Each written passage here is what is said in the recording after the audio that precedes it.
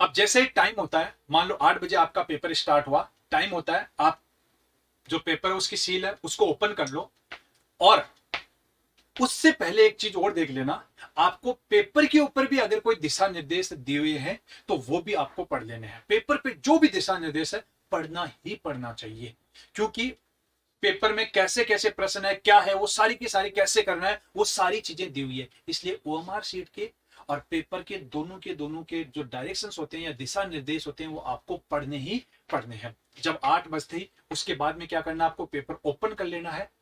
और यहां पर दो तरह के बच्चे होते हैं, वो क्या करते हैं, दो तरह के बच्चे। एक बच्चा ऐसा होता है जो कंप्लीट पेपर पहले पढ़ता है कि मैं पूरा पेपर पढ़ लेता हूं, ऑब्जेक्टिव टाइप की बात कर रहा हूं, और उसके बाद में मैं प्रश्न पढ़ना जो करना है वो शुरू करूंगा।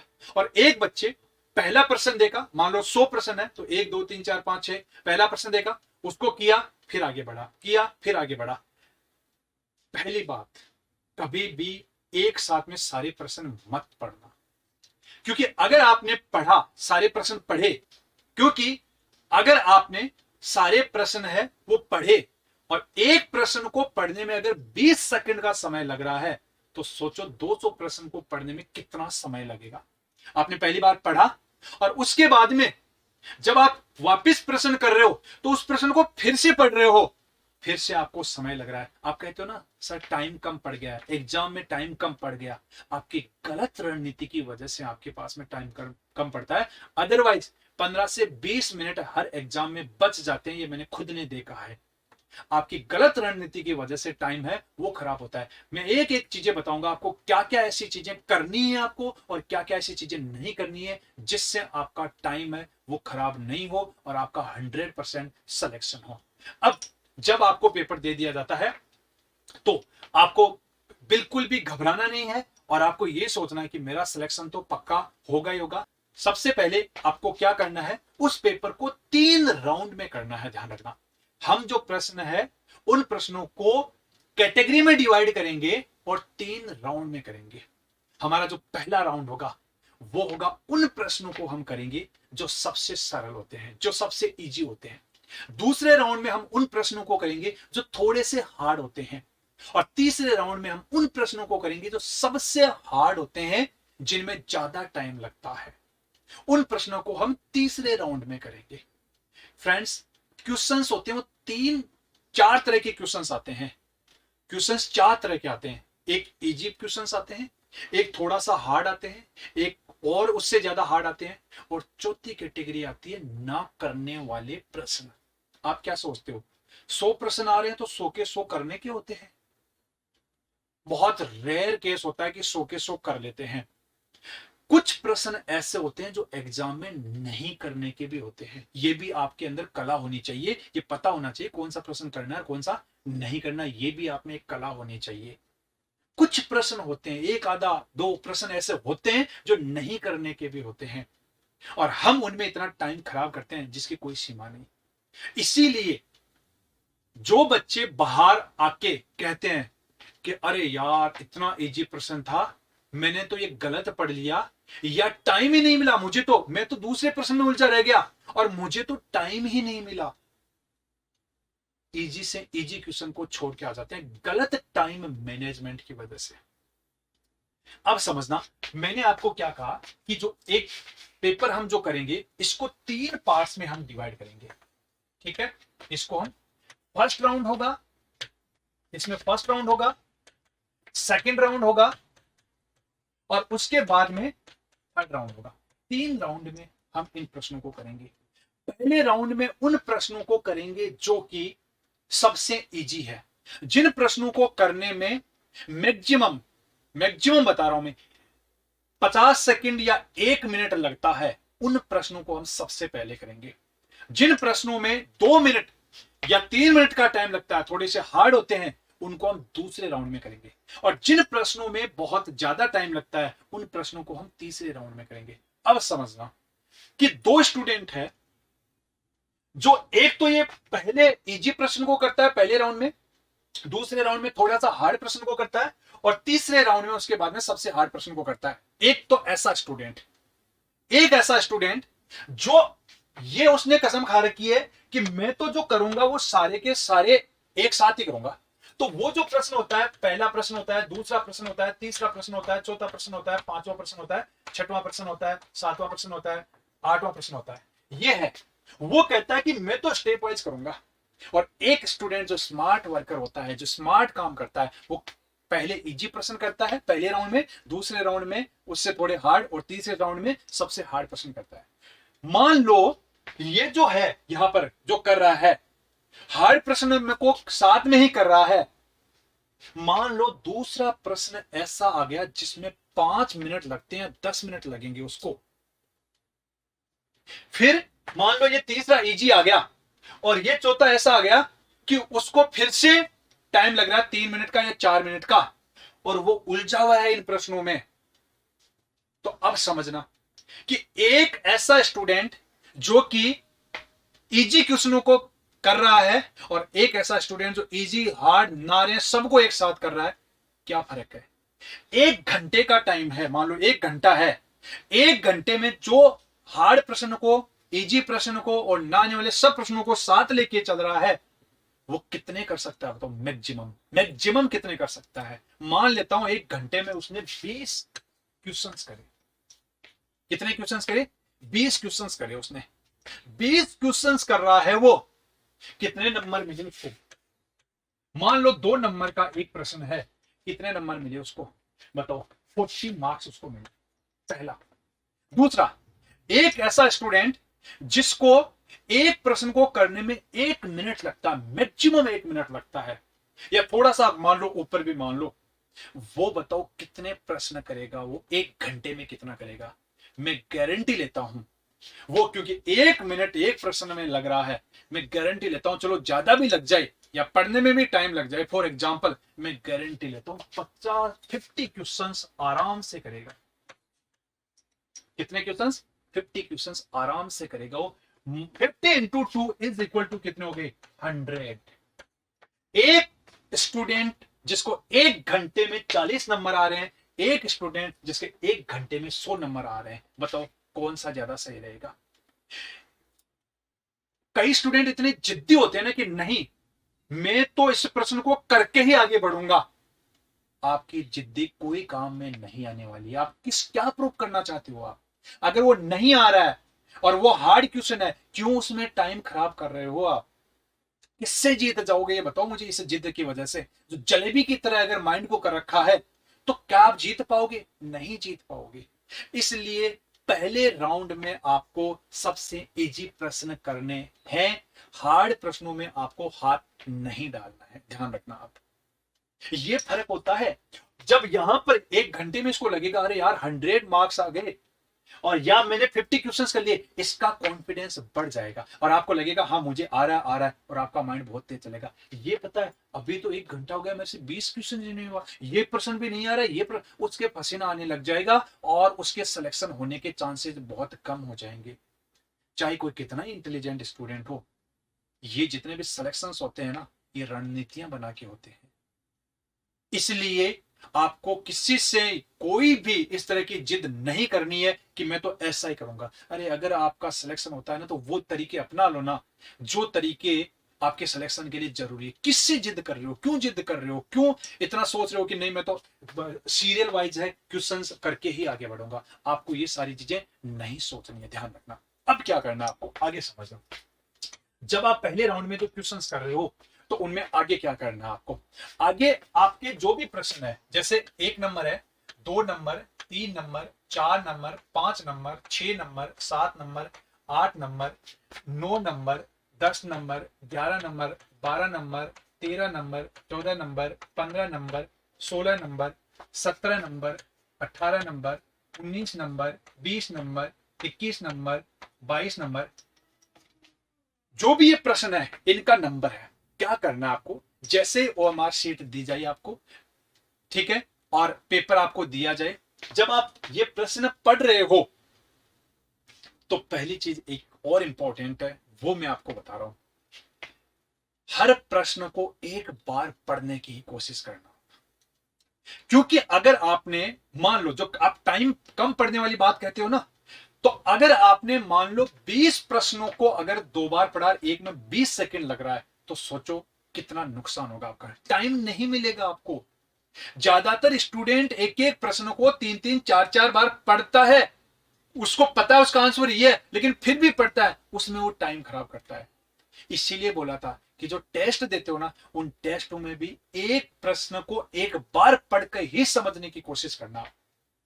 और पता है आपको समझ में क्यों नहीं आता है? क्योंकि जब आप पहली बार पढ़ते हो तो बहुत कैजुअली पढ़ते हो उस प्रश्न को, आप ध्यान से पढ़ते ही नहीं हो, फिर दूसरी बार में थोड़ा ध्यान लगा के, फिर तीसरी बार में और ध्यान लगा के। क्यों भाई? आप एक बार में भी तो उस प्रश्न को पढ़ सकते हो।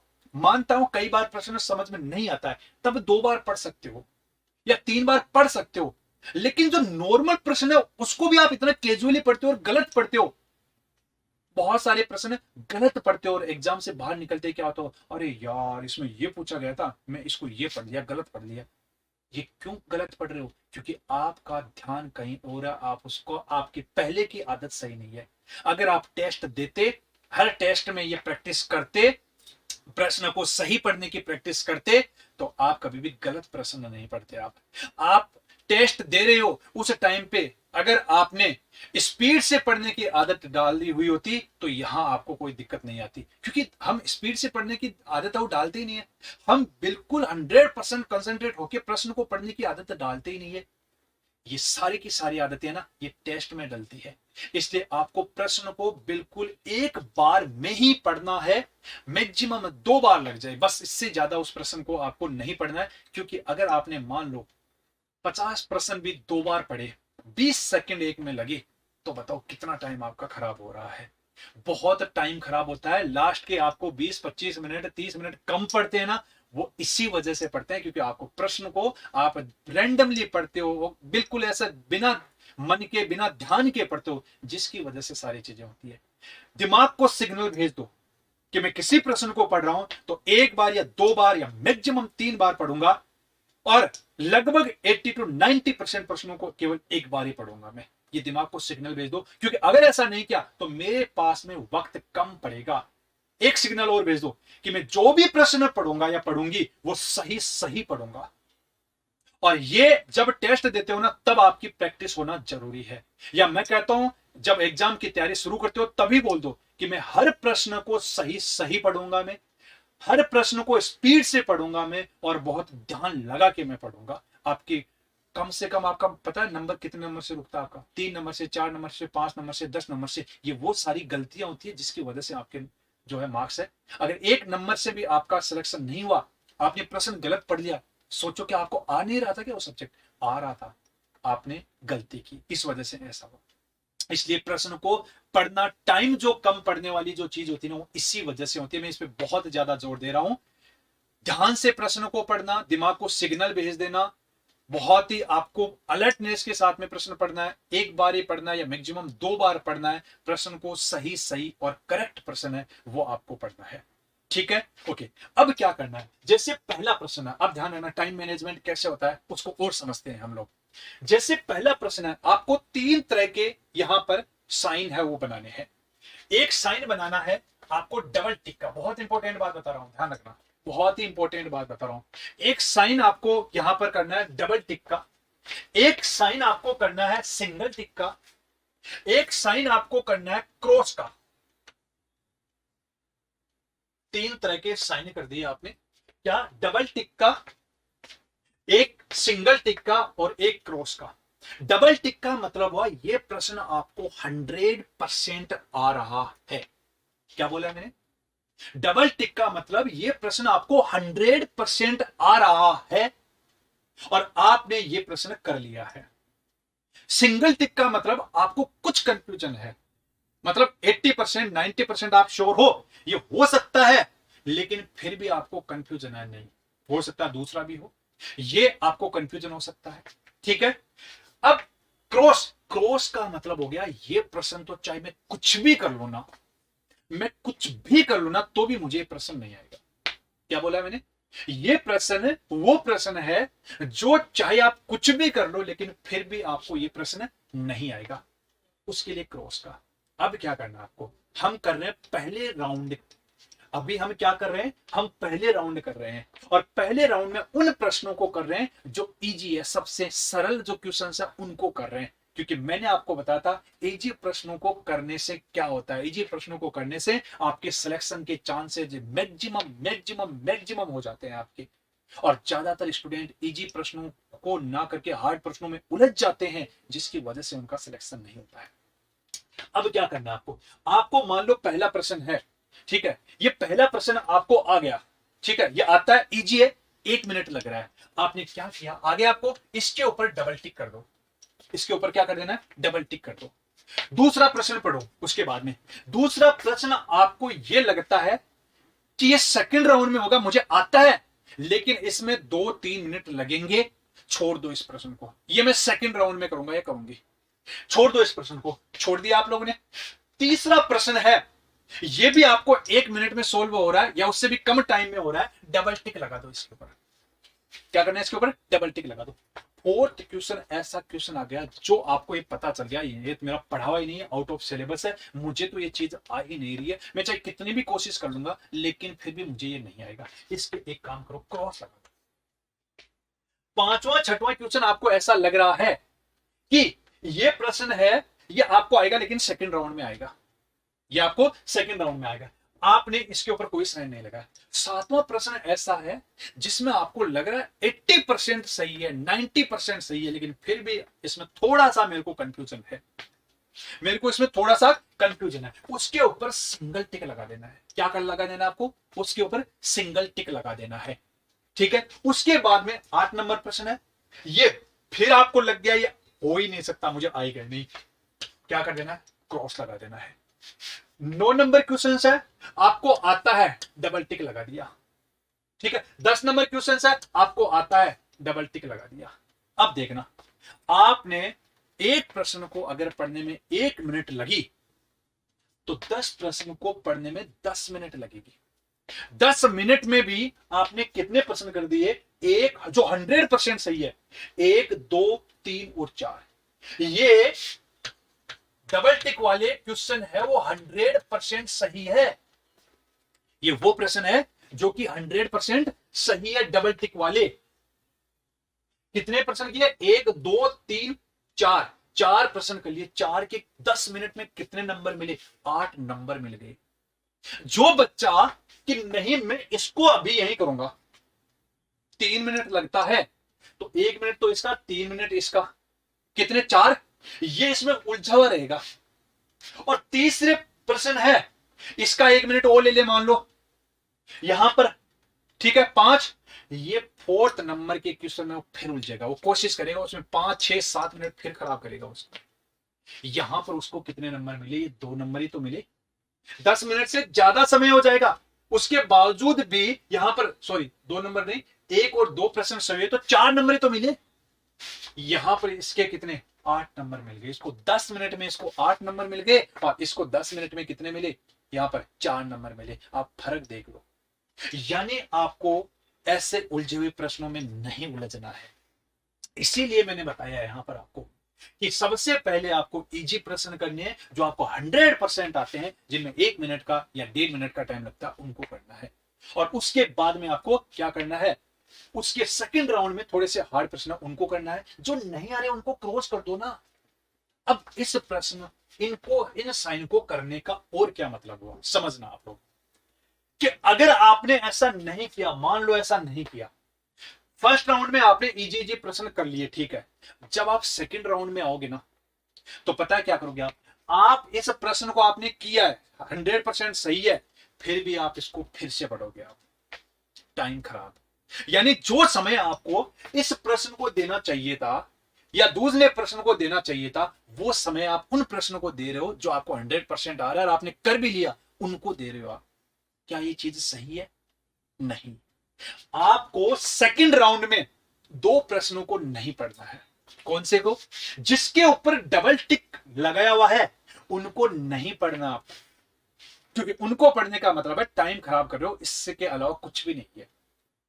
और जिसके ऊपर क्रॉस लगाया हुआ है, आपको पता है ये क्वेश्चन 100% मुझे नहीं आएगा, उसके ऊपर आप फिर से पढ़ रहे हो, ये हम थर्ड राउंड में और फोर्थ राउंड ले लेंगे, उसमें देख लेंगे, लेकिन अभी इसको पढ़ना समझदारी नहीं है। अभी उन प्रश्नों को पढ़ना समझदारी है जो हमें आ रहे हैं। तो देखो, अगर मान लो आप 1 घंटे में पहला राउंड आपने कंप्लीट किया, या 1.5 घंटे में आपने पहला राउंड कंप्लीट किया, अगर आपने 60 क्वेश्चन ही कर दिए, सेकंड राउंड में आप 60 क्वेश्चन को फिर पढ़ रहे हो, कौन सी समझदारी है भाई? आपको डबल टिक वाले को नहीं पढ़ना है, आपको क्रॉस वाले को नहीं पढ़ना है, आप समय खराब करो, इसके अलावा और कुछ भी नहीं है। इसीलिए डबल टिक लगवाया है, इसीलिए क्रॉस लगवाया, ताकि आप सेकंड राउंड में इन प्रश्नों को ना पढ़ो, अपना समय वो खराब ना करो, उनको समय दो जिनको समय देना जरूरी है। समझ में आ रही है बात? ठीक है, तो सेकंड राउंड में किन प्रश्नों को पढ़ना है? सेकंड राउंड में आपको किन से, जिसके ऊपर कोई भी टिक नहीं लगा हुआ उसको, और जिसके ऊपर सिंगल टिक लगा हुआ उसको पढ़ना है आपको। किसको? जिसके ऊपर सिंगल टिक लगा हुआ उसको, और जिसके ऊपर कोई सा भी टिक नहीं लगा हुआ उसको पढ़ना सेकंड राउंड में। समझ में आ रही है बात?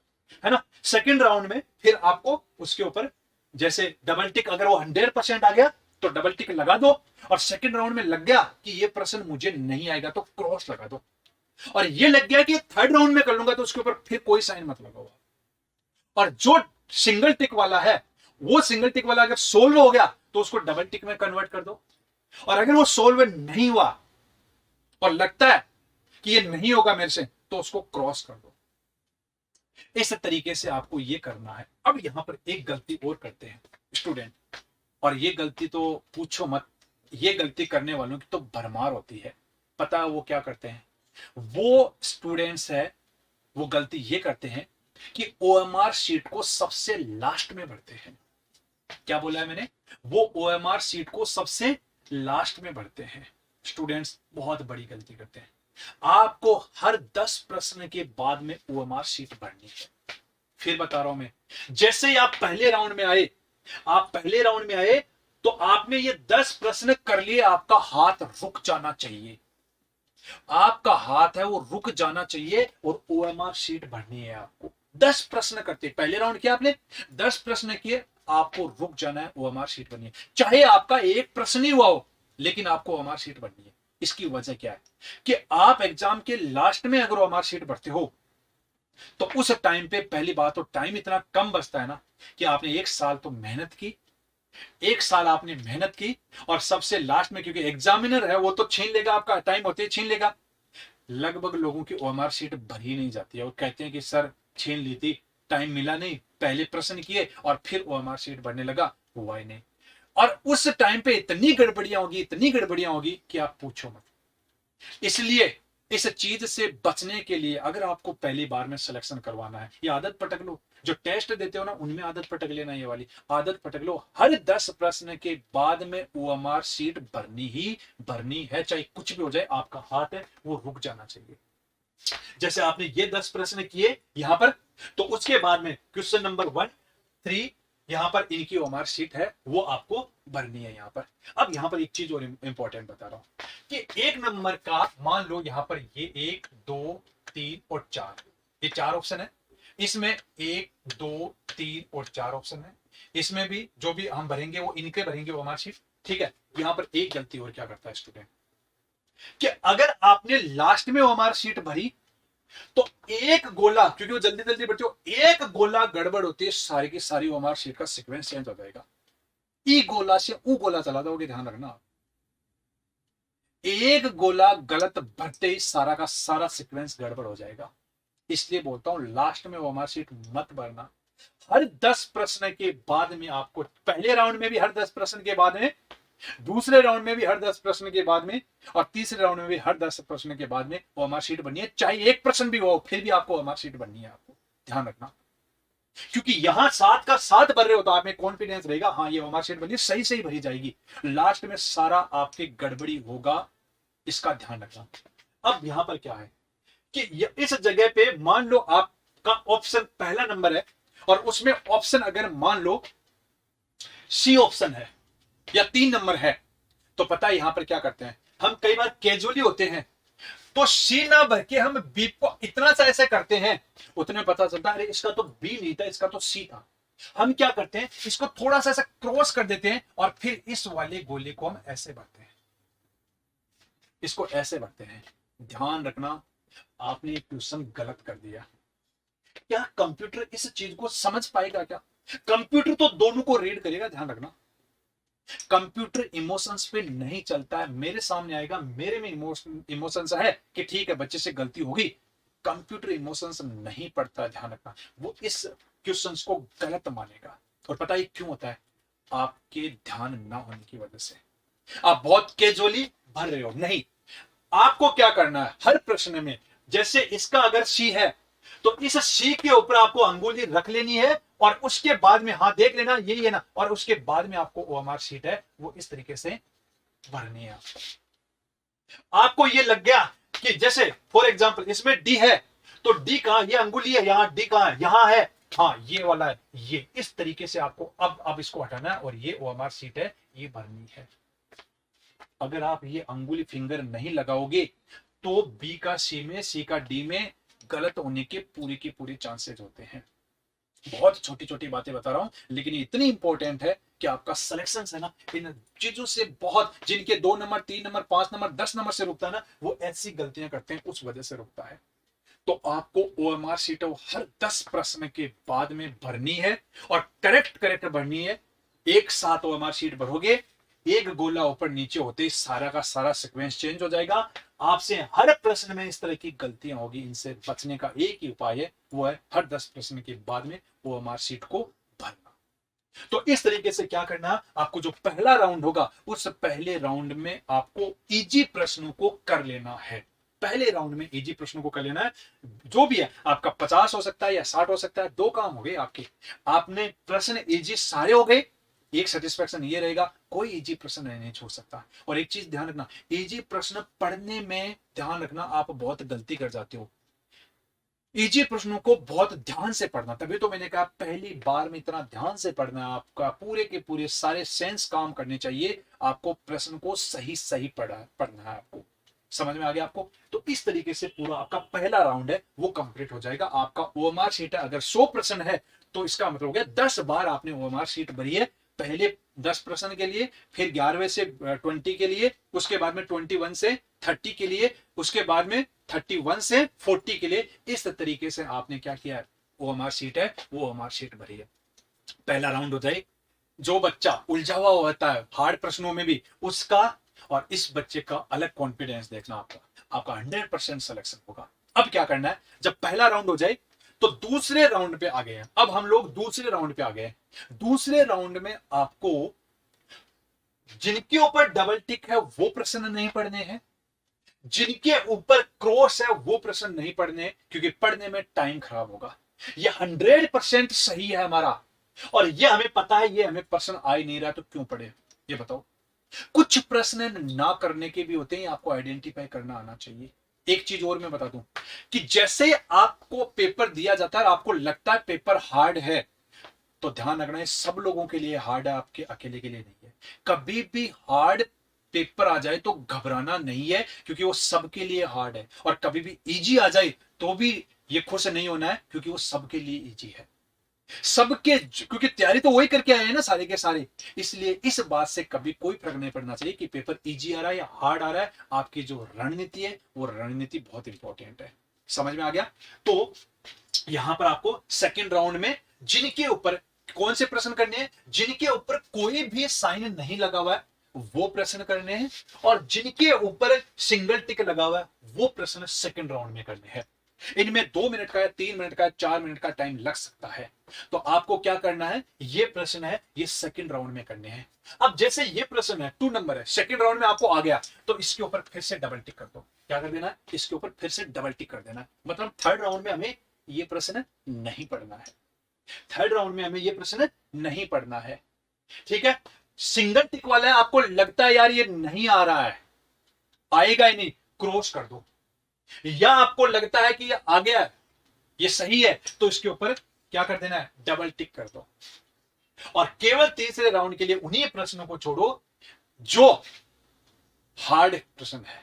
मान लो आपको 6 नंबर आ गया, तो 6 नंबर पे डबल टिक लगा दो। आपको क्या करना है, हर 10 प्रश्न के बाद में फिर इस दूसरे राउंड में ओएमआर शीट बननी है, चाहे 2 प्रश्न हुए हैं लेकिन वो आपको ओएमआर शीट है वो भरनी है। यहां पर गलती मत कर देना क्योंकि लास्ट में बढ़ने पे फिर वही प्रॉब्लम होगी। तो इस तरीके से आपको सेकंड राउंड है वो कर लेना है। आप अभी भी देखोगे ना तो आपके पास में कम से कम 1 से सवा घंटा बचा हुआ मिलेगा आपको। और जो हार्ड प्रश्नों को भी साथ में कर रहा है ना उसके पसीने आ रहे होंगे क्योंकि गलत तरीके से वो उलझ जाएगा। वो सोचेगा यार बहुत तैयारी की थी, पेपर हार्ड आ गया, हो ही नहीं रहे, इजी प्रश्न छूट जाएंगे उसके। ये बहुत इंपॉर्टेंट चीज बता रहा हूं मैं आप लोगों को, ठीक है। अब क्या करना है, जब सेकंड राउंड कंप्लीट हो जाए तो उसके बाद में आपको क्या करना है, थर्ड राउंड करना है। और थर्ड राउंड में उन प्रश्नों को करना है जिनमें 5 से 6-7 मिनट का टाइम लगता है। और कौन से प्रश्न करने हैं, और वो प्रश्न करने हैं जो न्यूमेरिकल हो, जिनमें टाइम लगता है।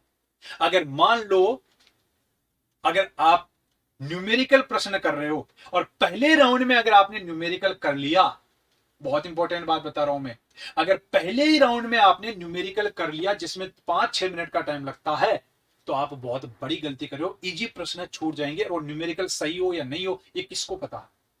इजी प्रश्न है वो छूट जाएंगे, आप बाद में करना। तीसरे राउंड में आप इस तरह के प्रश्नों को करना। मैं कहता हूं न्यूमेरिकल ऐसा नहीं है छोड़ना चाहिए, करना चाहिए न्यूमेरिकल, लेकिन ये तीसरे राउंड में करना चाहिए। पहले राउंड में आपको इजी प्रश्न है उन प्रश्नों को करना है। बहुत इंपॉर्टेंट बात बोलिए, न्यूमेरिकल तीसरे राउंड में करना है, या जिनमें ज्यादा टाइम लगता है उन प्रश्नों को तीसरे राउंड में करना है। तीसरे राउंड में अगर मान लो जैसे ये हो गया, यहां पर ये लगा दो, ठीक है। और हर 10 प्रश्न के बाद में फिर से आपको क्या करना है, आपको ओएमआर शीट है वो फिर से भरना है। गारंटी लेता हूं 15 से 20 मिनट बच जाएंगे। अभी भी आपके पास में बचे हुए हैं तो फिर से चेक कर लो ये क्रॉस वाला कि ऐसा कोई प्रश्न और प्रश्न है क्या जो मैं कर सकता हूं। आप फिर से उसको कर सकते हो। आपके 100% सिलेक्शन होने के चांस है वो बढ़ जाएंगे, 100% बढ़ जाएंगे, क्योंकि आपने तरीके से कंप्लीटली ये जो है पेपर है ये पेपर सोल्व किया है। अब फ्रेंड्स इसमें एक चीज और आती है, वो आती है नेगेटिव मार्किंग। बहुत सारे एग्जाम्स ऐसे होते हैं जिनमें नेगेटिव मार्किंग होती है। तो एक चीज का ध्यान रखना, आपको वही प्रश्न करने, अगर नेगेटिव मार्किंग होती है तो वही प्रश्न करने आपको जो आ रहे हैं। जो प्रश्न आपको नहीं आ रहे हैं उनको आपको नहीं करना है, क्योंकि नेगेटिव मार्किंग से आपका जो सिलेक्शन है वो रुक जाएगा। नेगेटिव मार्किंग को कम करने का आपको जो मैं एक तरीका बताऊं, अगर एक बहुत ही यहां पर अच्छा तरीका है वो बताता हूं मैं आपको नेगेटिव मार्किंग कम करने का। सबसे पहले तो नेगेटिव मार्किंग जो कम हो सकती है ना तब हो सकती है जब आप टेस्ट देते हो। मैंने कहा था ना पहले कि टेस्ट, जो क्लास टेस्ट होते हैं वो देना बहुत जरूरी है। आपके नेगेटिव मार्किंग इसलिए हो रही है क्योंकि आप टेस्ट नहीं दे रहे हो, आपको गलतियों का पता नहीं है कैसे होती है क्या होती है। जो जितने ज्यादा टेस्ट देते हैं उनके नेगेटिव मार्किंग उतनी ही कम होती है। आपको माइंड में सिग्नल भेजना है कि नेगेटिव मार्किंग मुझे नहीं करनी है, नेगेटिव मार्किंग से मुझे हमेशा बचना है, क्योंकि नेगेटिव मार्किंग वो मार्किंग है जो आपको सिलेक्शन होते हुए भी आपके सिलेक्शन को रोक देती है। आपने थोड़ा सा ज्यादा सोच लिया कि हाँ कर देता हूं कोई बात नहीं है, नेगेटिव होने की वजह से मार्क्स है वो नेगेटिव हो जाएंगे और आपका सिलेक्शन है वो रुक जाएगा। तो सबसे पहला जो तरीका है वो है कि आप जितने ज्यादा प्रैक्टिस करोगे, जितने ज्यादा टेस्ट दोगे आप नेगेटिव मार्किंग से उतना ही ज्यादा बचोगे। दूसरा तरीका क्या है, देखो कई बार क्या होता है कि आप जब पेपर दे रहे होते हो तो कई बार आपको ऑप्शन है वो समझ में नहीं आता है। वहां पर आपको क्या करना है, बहुत 2 चीजें हैं। मैं तो कहता हूं ये तरीका है ना इसको बोलते हैं एलिमिनेशन मेथड, और मैं तो कहता हूं ये तरीका हर प्रश्न में अपनाना चाहिए। इससे देखना आप नेगेटिव मार्किंग 90% कम हो जाती है। मैं गारंटी लेता हूं इससे 90% नेगेटिव मार्किंग कम हो जाती है। जैसे फॉर एग्जांपल एक प्रश्न है, मान लो 21 नंबर प्रश्न है और उसके अंदर ऑप्शन है ए, बी, सी और डी। ये 4 ऑप्शन है इसमें। आपने पूछा है कि इनमें से कौन सा ऑप्शन जो भी है सही कौन सा है। अब आप क्या इसका आंसर निकालने का तरीका पता लगाते हो कि इसका आंसर क्या होगा, आपको नहीं आता है। मैं कहता हूं जब आपको लग जाए ना इसका कौन सा आंसर होगा, अगर ये नहीं आ रहा है तो फिर सोचना इसका कौन सा आंसर नहीं होगा। इसका कौन सा आंसर नहीं होगा। बहुत इंपॉर्टेंट चीज बता रहा हूं, जब आपको यह नहीं आए कि इसका आंसर कौन सा होगा, तो फिर यह सोचना इसका कौन सा आंसर नहीं होगा। एलिमिनेशन मेथड बोलते हैं इसको। अब क्या करना है, ये 4 ऑप्शन है, आपको लग गया कि ए ऑप्शन तो हो ही नहीं सकता इसका, मतलब जो भी ऑप्शन दे रखा है वो किसी और का आंसर है, उसका है, ये हो ही नहीं सकता, उसको क्रॉस कर दो। आपको लग गया बी हो सकता है, आपको लग गया सी हो ही नहीं सकता। फ्रेंड्स, इस तरह के क्वेश्चंस में 2 ऑप्शन इजीली कट जाते हैं। इस तरह के प्रश्नों में 2 ऑप्शन इजीली करते हैं। बताओ, 2 ऑप्शन का तो पता चल गया, ये ऑप्शन तो हो ही नहीं सकता। अब या तो बी हो सकता है या डी हो सकता है। अब और दिमाग पे जोड़ दो यार, इसका क्या आंसर हो सकता है। आप थोड़ा सा और सोचोगे ना, थोड़ा सा आसपास की और इंफॉर्मेशन लोगे, तो आपको पता लगेगा कि इसका आंसर है वो डी भी नहीं हो सकता। इसका आंसर है वो डी भी नहीं हो सकता। तो इसका अब बच्चा कौन सा, बी। इसका आंसर बी हो गया। वो प्रश्न जो आपको नहीं आ रहा था, वो भी प्रश्न आपको आ जाएगा। ये वो तरीके होते हैं जो प्रश्न नहीं आते हैं फिर भी वो आने लग जाता है। मैं इन तरीकों को बहुत अपनाता हूं। मुझे अगर मान लो प्रश्न नहीं आ रहा है तो मैं सोचता हूं अब इसका आंसर कौन सा नहीं होगा, क्योंकि आसपास का 2 ऑप्शन तो इजीली कर जाते हैं, लेकिन तीसरे ऑप्शन में थोड़ा ध्यान रखना पड़ता है। और अगर आपने पढ़ाई की है तो इजीली ध्यान में वहां पर ध्यान में आ जाता है कि कौन सा ऑप्शन और नहीं हो सकता। एक ऑप्शन बच गया, वही उसका क्या हो गया, आंसर हो गया। अगर आपने ये हर प्रश्न में अगर अपनाने लग गए, तो यहां हर प्रश्न में अपनाने लग गए, तो ध्यान रखना आपकी नेगेटिव मार्किंग बहुत कम हो जाएगी। नेगेटिव मार्किंग बहुत कम हो जाएगी, मतलब आपको 100% ये पता चल जाएगा कि इसका कौन सा आंसर होगा और कौन सा आंसर नहीं होगा। आपकी नेगेटिव मार्किंग 90% तक कम हो जाएगी। तो मैं तो कहता हूं ये उन प्रश्नों में भी अपनाना चाहिए जो आपको नहीं आ रहे हैं, उनमें भी अपनाना चाहिए मेथड, जो काटने वाला मेथड है, और जो आ रहे हैं उनमें भी अपनाना चाहिए आपको ये मेथड। यहां एक गलती और क्या करते हैं, स्टूडेंट इतने एक्साइटेड होते हैं कि आपको मान लो यहां पर 25 नंबर क्वेश्चन है। अब आपकी सोच के अकॉर्डिंग प्रश्न पूछा गया है और उसमें ऑप्शन दे रखे हैं ए, बी, सी और डी, और आपकी सोच के अकॉर्डिंग अगर ए ऑप्शन हो गया तो आप यहीं पे टिक कर देते हो, इसका आंसर ए होगा। आप बी, सी और डी को पढ़ते ही नहीं हो, बहुत बड़ी मिस्टेक कर रहे हो। चाहे कुछ भी हो जाए, चाहे कुछ भी हो जाए, चाहे कुछ भी हो जाए, चाहे कुछ भी हो जाए, मैंने इतनी बार बोला है, ध्यान रखना। इसका मतलब मैं इसको कितना इंपॉर्टेंस दे रहा हूं। आपको ए में चाहे आंसर मिल जाए, फिर भी आपको चारों ऑप्शन पढ़ने हैं, क्योंकि आपने देखा होगा जब आप बाहर निकलते हो एग्जाम सेंटर से या घर पर आते हो तो आप क्या कहते हो, मैंने आगे वाला ऑप्शन तो पढ़ा ही नहीं था। इसका मतलब क्या हुआ, इसका मतलब ये हो गया कि आपके, क्योंकि हमेशा एग्जाम में पूछेगा, वो आपकी सोच के अकॉर्डिंग तो पूछेगा, तो आपकी सोच कह रही है उसके अकॉर्डिंग आंसर हो गया, तो इसका मतलब ये हो गया क्या, नहीं। उसका एग्जैक्टली तरीके से आंसर क्या होना चाहिए, हो सकता है वो डी में हो। इसलिए चाहे आपको ए ऑप्शन है उसमें आंसर मिल जाए, मैं कहता हूं चारों ऑप्शन पढ़ा करो। जब आप चारों ऑप्शन पढ़ोगे तो नेगेटिव मार्किंग नहीं होगी। 3 तरीके होते हैं नेगेटिव मार्किंग से बचने के लिए। पहला तरीका, आप मैक्सिमम टेस्ट दो, मैक्सिमम प्रैक्टिस करोगे, तो ये पहला तरीका होता है। दूसरा तरीका, चारों ऑप्शन आपको पढ़ना चाहिए, चारों ऑप्शन है वो आपको पढ़ना चाहिए। और जो तीसरा तरीका होता है वो होता है एलिमिनेशन मेथड या क्रॉस वाला जो मेथड होता है, इससे नेगेटिव मार्किंग बहुत कम होती है। ये 3 तरीके आपको अपनाने हैं। आपकी नेगेटिव मार्किंग है उससे आप बहुत ज्यादा बचोगे और आपका सिलेक्शन होने के बहुत सारे चांसेस बढ़ जाएंगे, और क्वेश्चंस को करने में स्पीड भी आती है। इस तरह के प्रश्न, जैसे एक प्रश्न में उलझे हुए रह गए आप कि पता नहीं इसका आंसर क्या होगा क्या होगा, आप ये देखो ना कौन सा आंसर नहीं होगा, आप तुरंत उस समस्या से बाहर निकल जाओगे। जो जलेबी की तरह माइंड रखते हैं फिर वो उसमें उलझे हुए रहते हैं। नहीं, आपको स्मार्ट तरीका है, वो स्मार्ट तरीका है वो अपनाना चाहिए। ठीक है। अब एक और प्रश्न आता है कि कितने प्रश्न करने चाहिए, कोई भी एग्जाम है उसको करेक्ट करने के लिए कितने प्रश्न करने चाहिए। स्टूडेंट्स, इसका कोई जवाब नहीं है। अगर पेपर हार्ड आ गया तो हो सकता है कम प्रश्नों में आपका सिलेक्शन हो जाए, अगर इजी आ गया तो आपको ज्यादा प्रश्न करने चाहिए। लेकिन पेपर को लेवल देख के आपको ये लग जाता है कि हाँ हमें इतने प्रश्न करने हैं, और मैं तो कहता हूं कि अगर सही आ रहे हैं तो मैक्सिमम क्वेश्चंस है वो आपको करने चाहिए। इतने तो करने ही करने चाहिए कि आपका सिलेक्शन हो। अगर आपने कम प्रश्न किए, फॉर एग्जाम्पल तो सिलेक्शन तो वैसे ही नहीं होना आपको।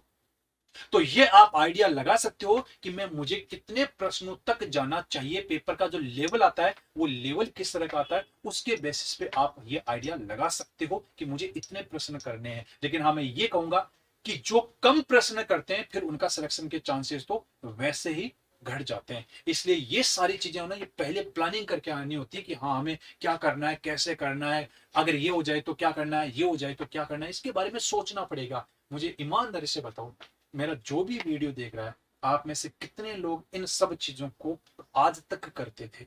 मेरे ख्याल से बहुत कम लोग हैं वो आज तक ये सारी चीजें करते थे। और अगर अनसक्सेस मिलती है तो यही वजह होती है कि छोटी छोटी बातों को हम रणनीतियां बनाते ही नहीं है। हम रेंडमली ऐसे ही चलते हैं और वही गलतियां करते हैं जो हर बार गलती करते आते हैं। तो दिमाग तो भगवान ने लगभग सबको बराबर दिया है, लेकिन इसको यूज कैसे लेना है वो हमें आना चाहिए।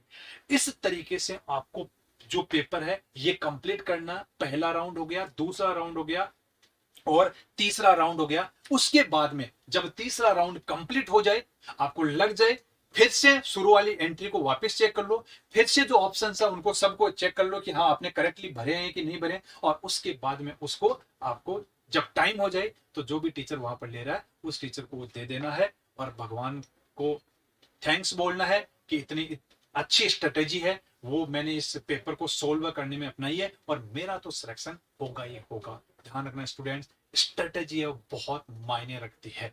अब जब आपका पेपर पहला ये ऑब्जेक्टिव पेपर है ये हो जाए, उसके बाद में अगर दूसरे दिन नेक्स्ट डे आपका अगर कोई दूसरा पेपर है तो ध्यान रखना कभी भी इसके आंसर मत मिलाना चाहते ही, या ना ही फ्रेंड से इसके आंसर है वो आप मैच करना या उनसे बात करना कि अब पेपर कंप्लीट होने के बाद में बात करेंगे। क्योंकि अगर आपने ये इसके बारे में डिस्कशंस कर लिया, अगर दूसरे दिन अगर पेपर है तो, अगर नहीं है तो आप डिस्कस कर सकते हो क्या आंसर है क्या है सारी चीजें, तब कर सकते हो। लेकिन अगर है दूसरे दिन या सब्जेक्टिव पेपर है तो इसके बारे में कोई डिस्कशन मत करो, सीधा चुपचाप घर चले जाओ, क्योंकि कल का पेपर बिगाड़ दोगे इसका आज डिस्कशन करके। ये नेचुरल है, ध्यान रखना। इसलिए आपको, क्योंकि वो रणनीति, क्योंकि ज्यादातर लोग डिस्कशंस करेंगे तो आपको तो वो काम करना है जो आपको विनर बनाए। तो डिस्कशंस नहीं करने, पेपर नहीं है दूसरे दिन तो कर सकते हो, अदरवाइज आपको डिस्कशंस नहीं करना है और घर आ जाना है और दूसरे दिन के पेपर की आपको तैयारी करनी है। इस तरीके से जो ऑब्जेक्टिव पेपर है उस ऑब्जेक्टिव पेपर की कंप्लीटली 3 घंटे में मैं कैसे उस युद्ध को लड़ना है वो सारी चीजें करना है। इसके अलावा बहुत सारी चीजें हो सकती है जो आपको ध्यान में रखनी है। आप अगर इसके बारे में सोचोगे कि मुझे क्या क्या गलतियां नहीं करनी है तो और भी हो सकता है कई चीजें वो आपके माइंड में आए।